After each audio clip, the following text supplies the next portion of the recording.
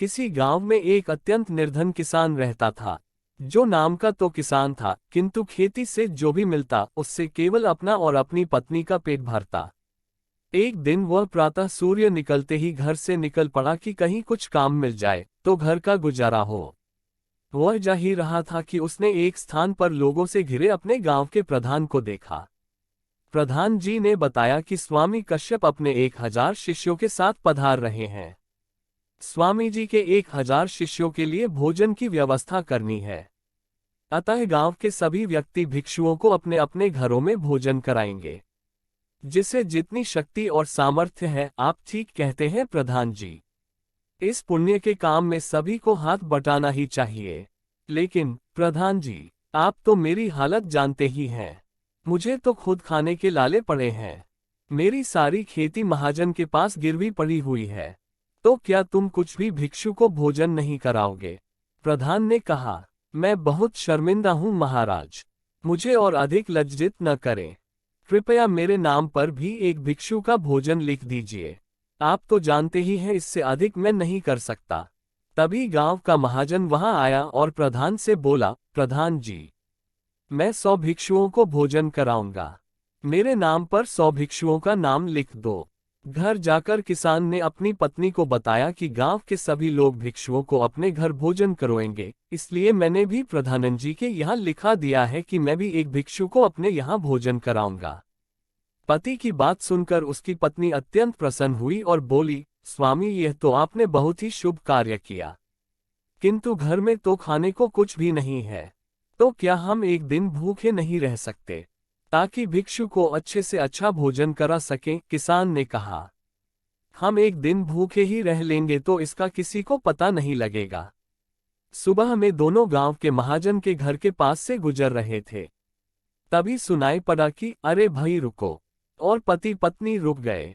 उन्होंने देखा कि गांव का महाजन उन्हें ही आवाज दे रहा, देखो भाई, कल मेरे घर 100 अतिथि भोजन करेंगे। बात यह है कि भोजन के लिए मेरे घर में सभी कुछ सामग्री तैयार है, किंतु लकड़ियां नहीं हैं। क्या तुम लकड़ियों का प्रबंध कर सकते हो? इस बात का ध्यान रखना कि लकड़ियां आज शाम तक कट जाएं। तुम मजदूरी की चिंता मत करना, तुम्हें काम के अनुसार पर्याप्त मजदूरी मिल जाएगी। किसान सोचने लगा कि ईश्वर बड़ा दयालु है, अब वह आराम से अपने अतिथि को भोजन करा सकेगा। किसान ने अपनी पत्नी को घर भेजा ताकि वह घर की सफाई कर सके और स्वयं कुल्हाड़ा लेकर लकड़ियां काटने जंगल की ओर चल पड़ा और शाम तक सारी लकड़ी काट कर दे दिया। मैं तुम्हारे काम से बहुत खुश हूँ। तुमने मेरी बहुत बड़ी समस्या हल कर दी।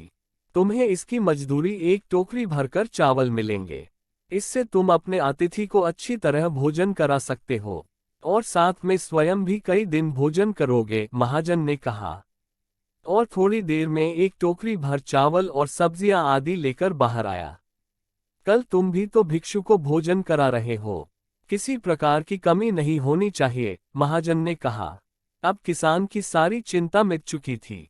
वह मन ही मन सोचने लगा कि कल मेरे यहाँ भिक्षु अतिथि बनकर भोजन करेगा, इत्यादि इत्यादि। सारा सामान लेकर जब वह घर पहुंचा तो उसे देखकर उसकी पत्नी की प्रसन्नता की सीमा न रही। उसने भगवान को लाख लाख धन्यवाद दिया कि उसने हमारी लाज रख ली।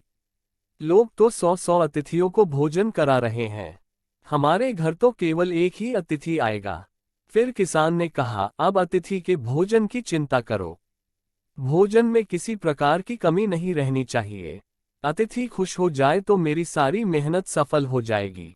आप चिंता न करें स्वामी, यह सब देखना मेरा काम है, पत्नी बोली।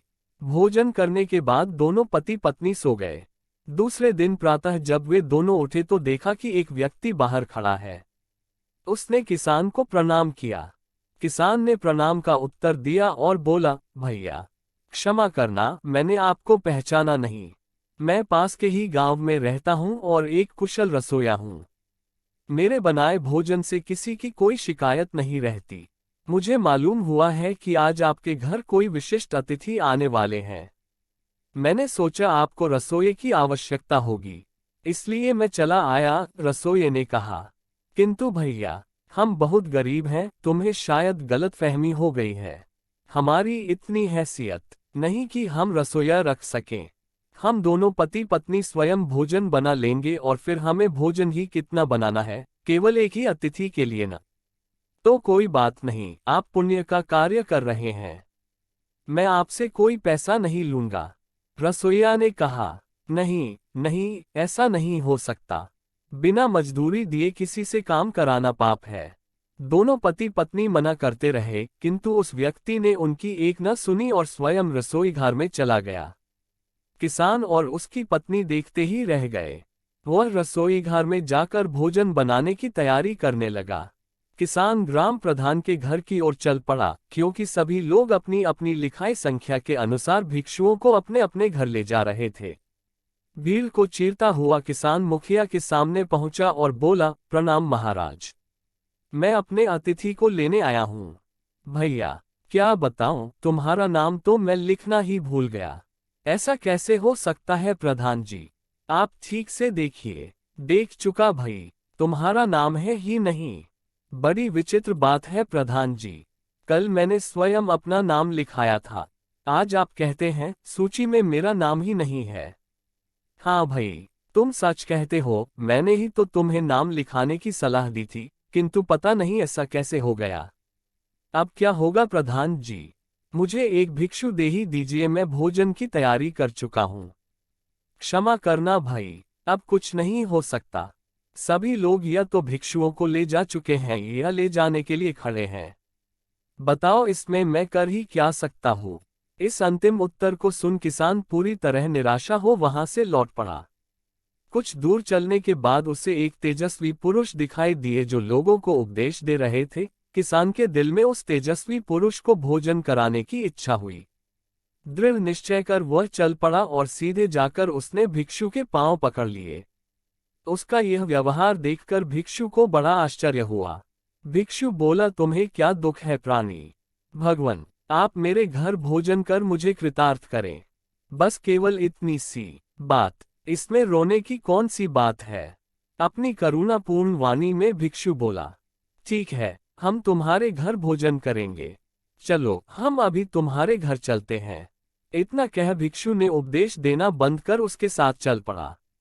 यह देख सभा में उपस्थित सभी व्यक्तियों को बड़ा आश्चर्य हुआ कि एक दरिद्र किसान के लिए भिक्षु ने अपना भाषण भी बंद कर दिया और उसके साथ चल पड़ा। भिक्षु की इस उदारता के लिए लोग उसे धन्य धन्य कहने लगे। यह भिक्षु और कोई नहीं, भगवान गौतम बुद्ध के सबसे प्रिय शिष्य स्वामी स्थिविर थे।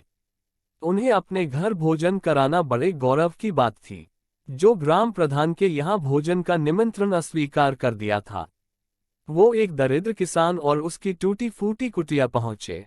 किसान और उसकी पत्नी ने श्रद्धा और भक्ति के साथ उन्हें आसन पर बैठाया। भोजन की तैयारी हो गई। रसोइया स्थिविर के सामने भोजन परोसने लगा। यह देखकर लोगों को और भी महान आश्चर्य हुआ। वे परस्पर कहने लगे, आश्चर्य, महान आश्चर्य, हमें तो अपनी आंखों पर ही विश्वास नहीं होता। कहाँ दरिद्र किसान जो स्वयं अपने लिए भी भोजन नहीं जुटा पाता था, वहां इसके घर में रसोइया। प्रभु की यह कैसी विचित्र लीला है। फिर यह रसोइया कौन है और कहां से आया है? इसे तो किसी ने कभी देखा भी नहीं। अभी तक उन्हें यह विश्वास भी न था कि स्वामी स्थिविर उस दरिद्र किसान के घर भोजन करेंगे। सभी ने देखा कि किसान और उसकी पत्नी स्वामी जी के चरण धो रहे हैं। उसके बाद वह भोजन करने लगे। जब स्वामी स्थिविर भोजन कर चुके तो किसान हाथ जोड़कर बोला, भगवान, आपने मुझ दरिद्र और अधम के घर में भोजन करके बहुत बड़ा उपकार किया है। नहीं, तुम अधम नहीं हो, तुम महान हो। जिसका मन पवित्र है वो मनुष्य कभी अधम नहीं हो सकता। क्या तुम जानते हो तुम्हारा यह रसोइया कौन है? जो रसोई का काम कर रहे थे स्वयं भगवान इंद्र थे। इस प्रकार का चमत्कार देखकर लोग चकित हो गए। थोड़ी देर बाद आकाश में घटाएं घिर आई, लेकिन घटाओं से पानी के बजाय केवल उस किसान के घर में ही हीरे, जवाहरात, रत्न इत्यादि की वर्षा हो रही है। स्वामी जी किसान की ईमानदारी से बहुत प्रसन्न हुए और किसान की पीठ पर हाथ रखकर आशीर्वाद दिया। गांव के लोग तो हक्के बक्के जैसे रह गए। कोई इस बात की कल्पना भी नहीं कर सकता था कि ऐसा दरिद्र किसान जिसे भरपेट भोजन मिलना भी मुश्किल था, एक दिन इतना बड़ा धनवान हो जाएगा। ग्राम प्रधान जो कल तक उससे सीधे मुंह बात भी नहीं करता था, उसने उसे गले लगा लिया और बोला, तुम्हारी भक्ति सच्ची थी किसान। लगता है हम सब दिखावा करते थे। तुम्हारी भक्ति के सामने हम सब बौने हो गए हैं। तुम जीते, हम हार गए। यह सब स्वामी स्थिविर की कृपा का ही परिणाम है। अब तो तुम राजा हो गए हो। किसान स्वामी जी के चरणों में गिर पड़ा। स्वामी जी ने मुस्कुराते हुए उसके सिर पर स्नेह भरा हाथ रख दिए। दोस्तों, ये कहानी आपको अगर अच्छी लगी हो और हमारे चैनल पर पहली बार आए हैं तो सब्सक्राइब कर बेल आइकन जरूर दबाएं ताकि हमारे नए वीडियो का सूचना आपको तुरंत मिलती रहे। धन्यवाद।